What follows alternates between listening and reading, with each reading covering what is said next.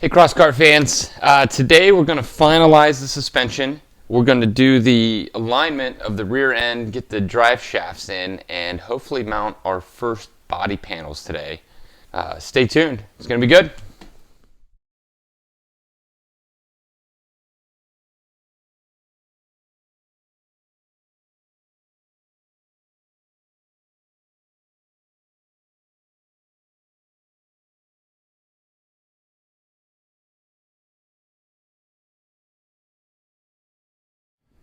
Alright, so I've been trying to figure out this front suspension, and this is a really good idea, but I had a better one. So it's going to be the same mounting points, but it's not going to be as cobbled. So I've got some 3-inch flat bar. I'm just going to make a plate.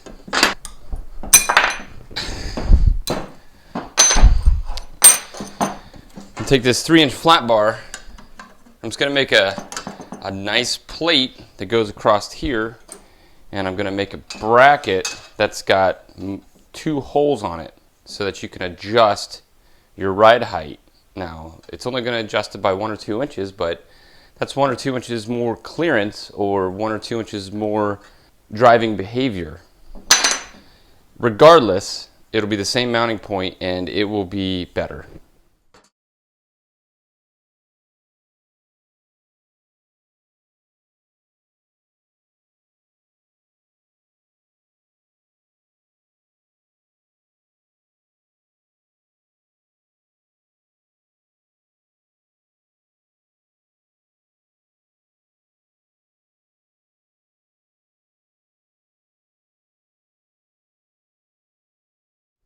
Well, everything was going great until I went to test fit it. I made these cool brackets that's got 2 holes. These holes are 2 inches apart, which should give enough separation to change how the suspension behaves, making it a little softer and just a little taller for off-road driving and then all the way out for cross-kart driving. But what I ran into is the angle of the A-arms slopes down right on the ends. So if I have an angle like that, this shock is almost standing straight up to mount it. So my second hole here has to go. I got to find the radius, cut it off, and then find a separate second point. I should have had the foresight on this, but I'm used to dealing with flat A-arms, not the ones that arc out for clearance. So normal A-arms, this probably would have worked out really well. That's a pretty good angle on that shock.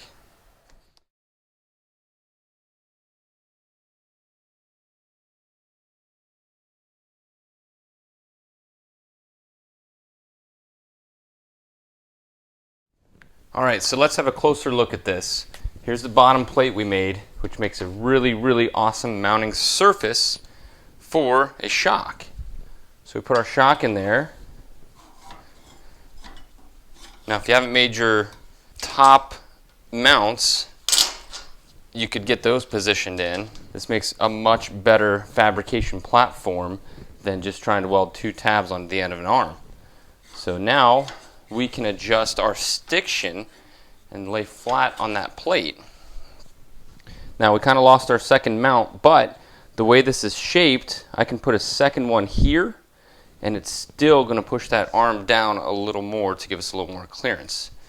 But the tire change is going to be a larger part of the ride height adjustment than just the shock itself. And unless you want to retune your preload, you can't have too drastic of a change. This just leaves a lot of options, this plate, so I wanted to share it with you.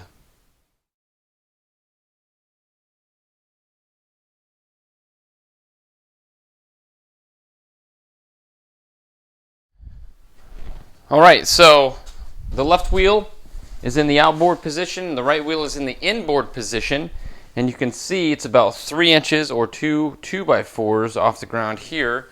And I've got a 1-inch piece of tube sitting under that one.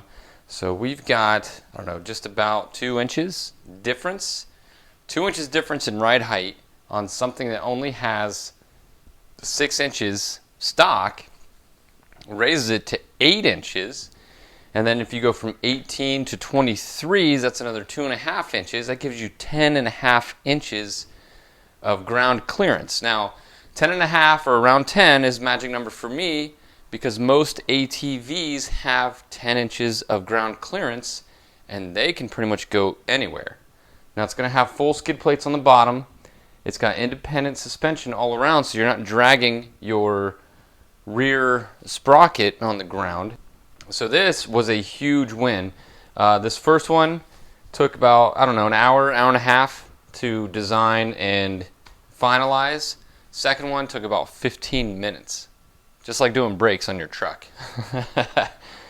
So, yeah, I'm really happy about this. I'm going to match them up, get it on the ground, and then we'll get the back suspension dialed in. Now, while you're here, you can see our static camber. We've got some positive camber going on, so I'm going to adjust that and check it on the preload. I'll probably just put it straight vertical, 90 degrees, zero camber for static camber for the outboard position, and then I'll get it off the bricks, set the sag, and see how much it draws in. Now these top arms are shorter than the bottom, so there is going to be what's called camber gain. So we don't want to have too much camber gain off the start or too much camber on static preload of the shocks. I've already adjusted the tie rods, but these are fully adjustable too, just like the stock ATV. I'm super excited about how this turned out.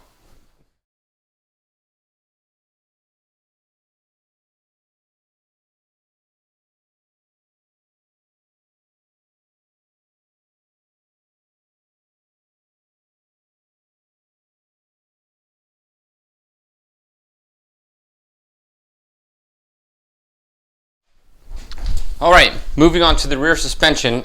We had to get it on its wheels in order to mount the motor and the rear end and the exhaust and everything. I mean, you could have done it before that, but it's easier just to get it on its wheels, tack it into place, work on it, and then revisit it later. So that's what we're going to do. We're going to set the rear at the rear ride height. We're going to put the shocks at the minimum preload, although the rears usually take a lot of preload because there's so much weight back here. We're going to do an alignment, and we're going to set the final position of the shocks. I'm going to change the ends of the shocks because I don't like the stock ones, so I'll show you that. And then we can get the drive shafts in place. Yeah, the rear end will be done. Let's get to it.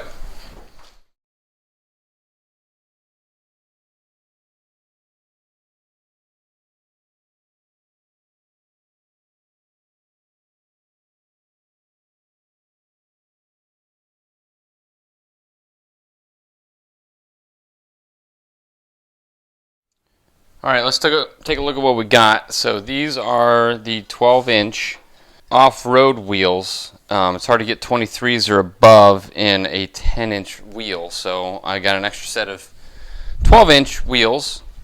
We're going to change these shock mounts, but as far as alignment, we've got some negative camber. Looks like it's not much, maybe 1 or 2 degrees. Which is pretty perfect. You want a nice flat contact patch, especially with 100 horsepower.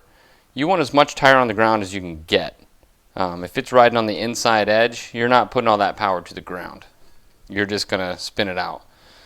Now, from outside, I noticed that it is towed out a little bit.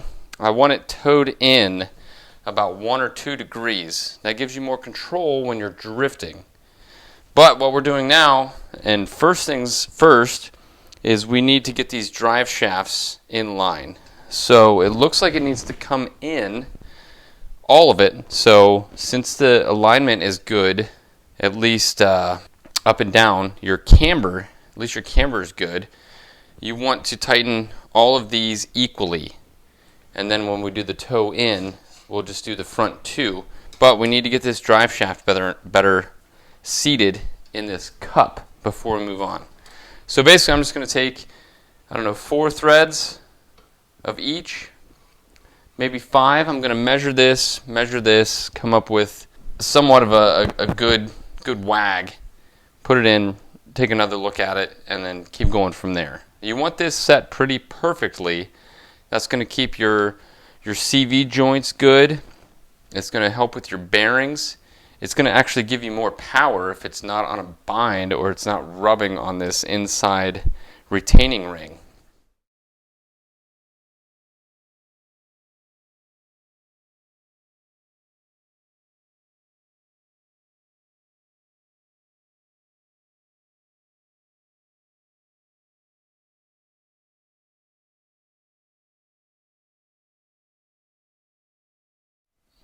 All right, it's hard to get a good angle on the CV bearings in there, but after the initial adjustment, we are still maybe a 1/16 to a 32nd of an inch too far out. Now our plunge is in great shape.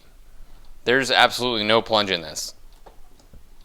But to be on the safe side, so it doesn't wear out that retaining ring, I'm going to move this in. Now, the initial adjustment put the camber to a positive camber instead of a negative camber because how the mounts are aligned, the top needs to come in just a hair more than the bottom to align everything. So all I need to do basically now is just take these top ones in, another couple of threads or another 1/8 of an inch. It will set this plunge nicely so it's not riding on that retaining ring, and correct our camber to where we have a 0 or maybe even a negative or inward 1/2 degree maybe. Now once I get the other side done, I'll measure inside to inside of the wheel to make sure they're in alignment with each other for correct alignment. Now this is kind of a time-consuming, tedious process, but it's well worth it. Now I'm doing this before I mount the top crossbars because we're building this in a garage, like I said, so our tolerances aren't going to be perfect. So once we get all the geometry for these set, I can go ahead and do the final welding on the top and bottom cross braces.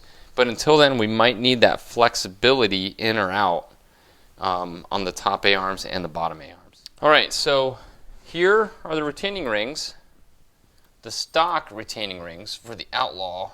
There's a little channel there, and those balls are the bearings are what are going to hit that retaining ring. So if you go through your suspension travel, you'll see that those bearings are not going to come close.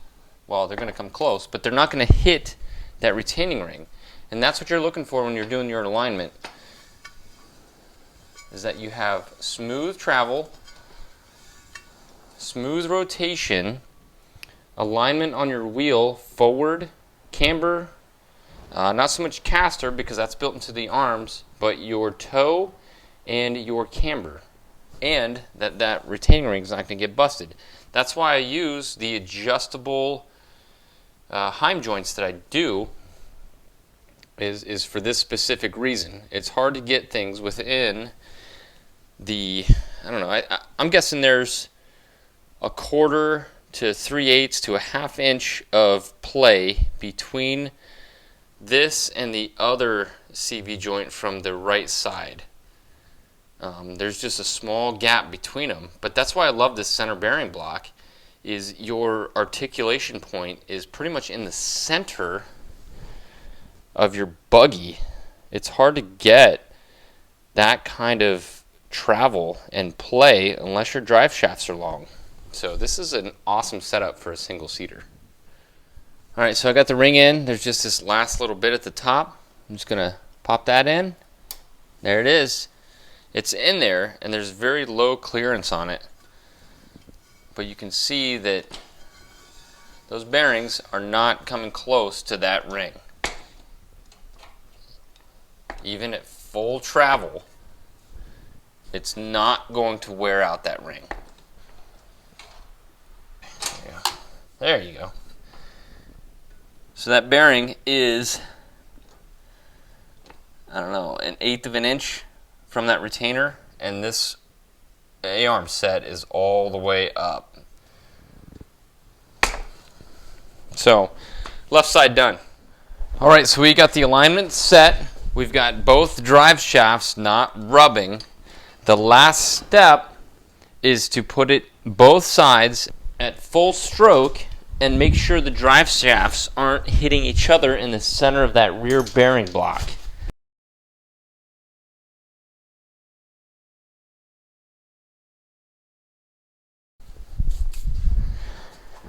Alright, so this is way more travel than I have, but if you have more travel than me, if you put the expense into buying better shocks, you can check it this way.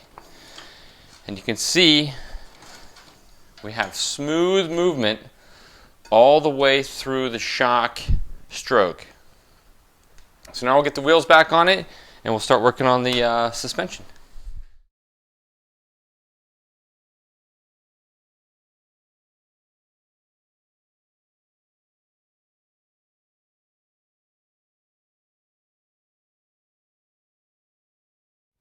Alright, so now it's time to swap the ends of our rear shocks. This is what came stock on the bike. This makes it hard to mount. It's not super pretty, and there's a better way to do it on the inexpensive. So I just got these Heim joints. They were maybe 15 bucks each.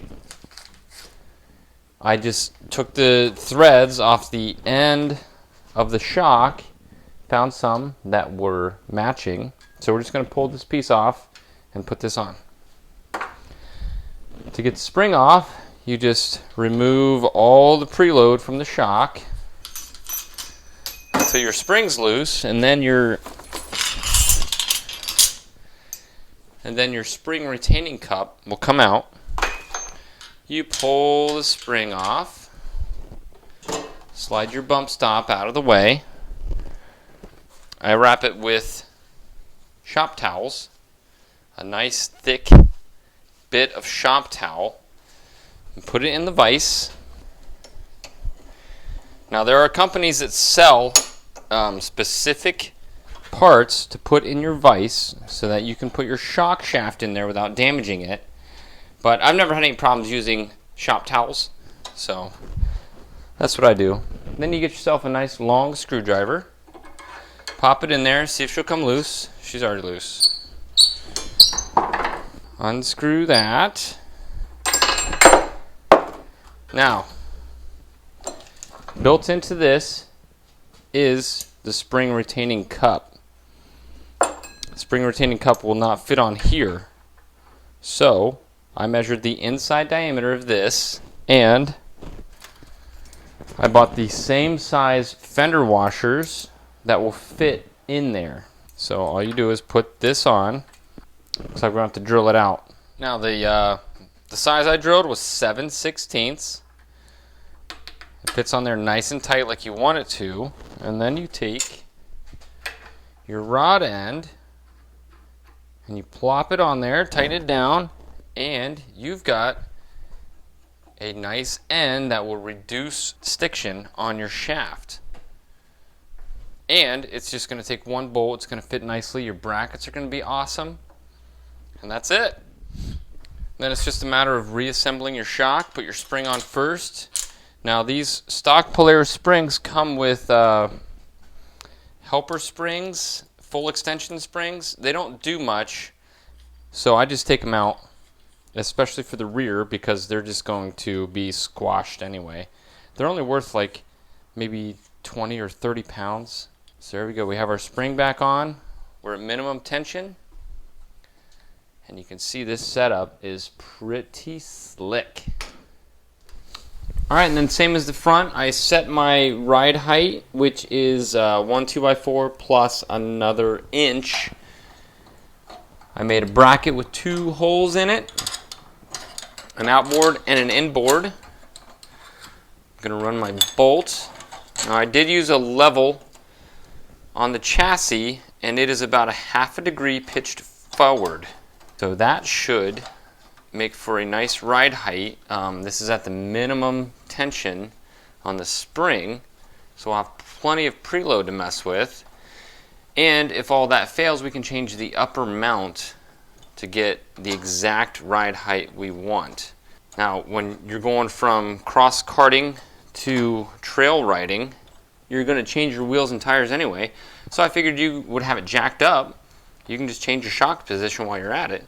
Get it dialed in for whatever you're doing. So then we'll just tack this in place, and we've got 2 mounts on the back.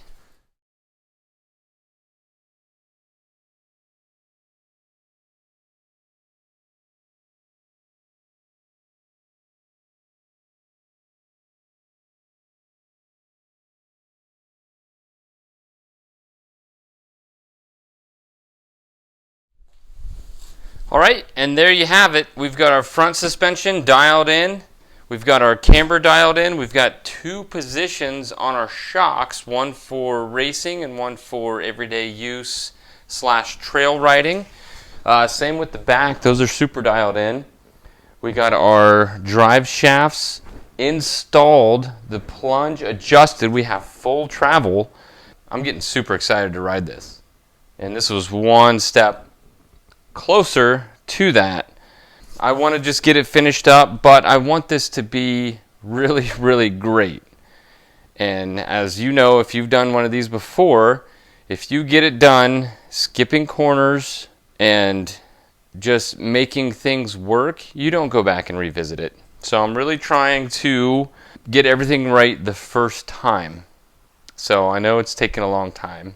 Or it really hasn't been that long. It's only been I don't know, 2.5 months. For a project, that's not a super long time. And we've come a really long way.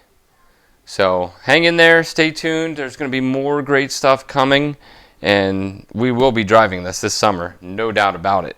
So thanks for watching. I'll see you guys next time.